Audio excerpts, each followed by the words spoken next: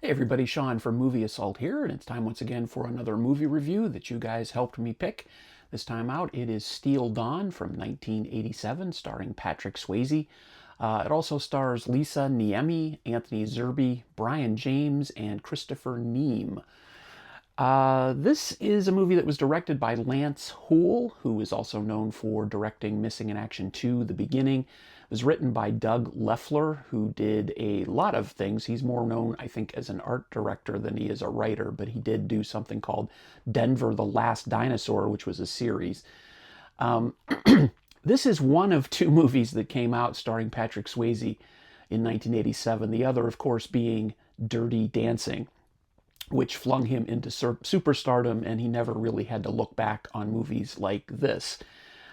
This was, if you grew up in the VHS era, this was a movie that was pretty much unmissable if you went to a video store. The VHS was everywhere, which he comes across a farm, which is part of the town, which is run by Kasha, played by Lisa Niemi, and her foreman Tark, played by Brian James.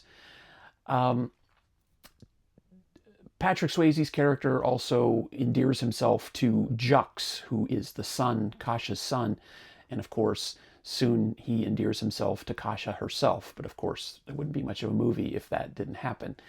Of course, things don't end there. He comes across this farm and finds that the town of Meridian is being harassed by a guy named Damnil, who's played by Anthony Zerbe.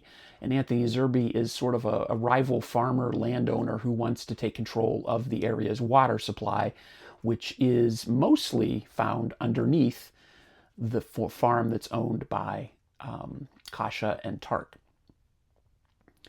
One thing leads to another, and of course there's a showdown, and Nomad fights Sho, the assassin, and then the credits roll. It's not a surprising movie. Unfortunately, though, it's got a cool premise, as a lot of these movies did back in the 80s, the post-apocalyptic Mad Max 2 following films that take place in the desert and have sort of a tight-lipped hero who is mysterious and comes and saves the day and then disappears into the wilderness again. All strangely modeled after Shane, sort of, or at least inspired by Shane, we'll put it that way. And this one is sort of a generic representation of that type of film.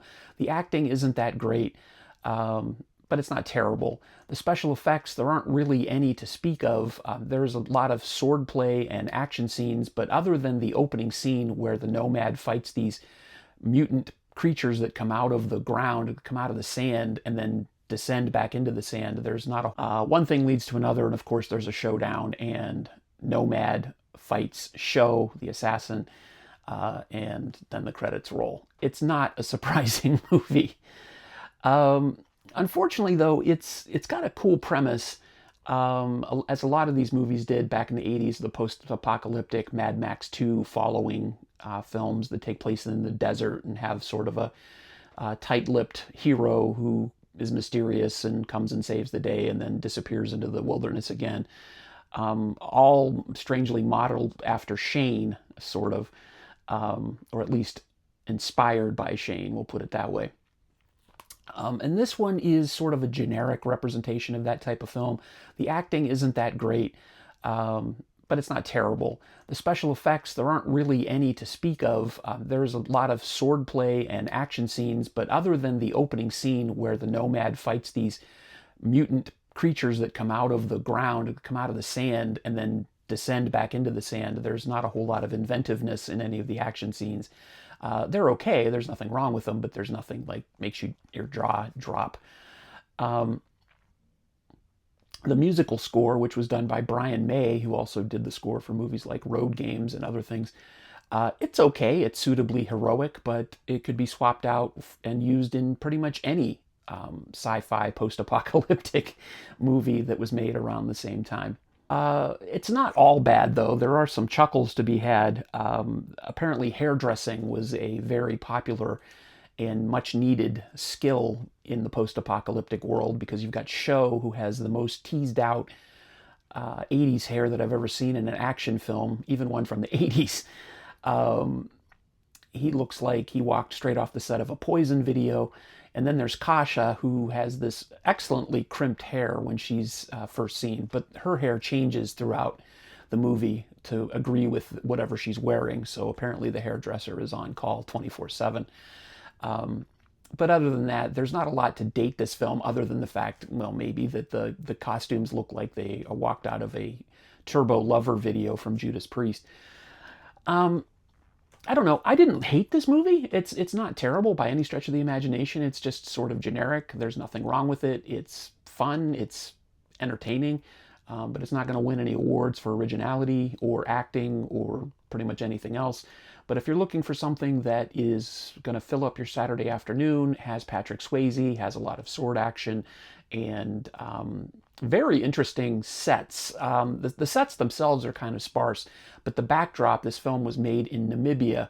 They didn't have to create much of a wasteland aesthetic for the film. It's done by natural surroundings. This film was made near the skeleton coast of Namibia, so there's actually a shipwreck in the middle of the desert, which probably made the filmmakers very happy that they didn't have to create in some sort of matte painting or miniature or something. It's real and it's still there. So, not a horrible film, not a great film, fun, but forgettable. Steel Dawn, I will give it a 5 out of 10. And that is my review for this Sunday. As always, thank you for everybody who voted to pick this movie over the other two that I had up for choices. I've got a new poll up now featuring 3 more movies. I think it is SWAT, Panic in the Streets, and I forget the other one. There's one from 2010. I can't remember. But check out my community posts, and you can see the poll, and if it's still live when you watch this video, you can vote. If it's not, you can probably vote in a more current video poll, because I always have these polls picking 3 random unwatched movies from my collection for me to watch and review for you guys on Sundays. So as always, thank you for making it to the end of the video.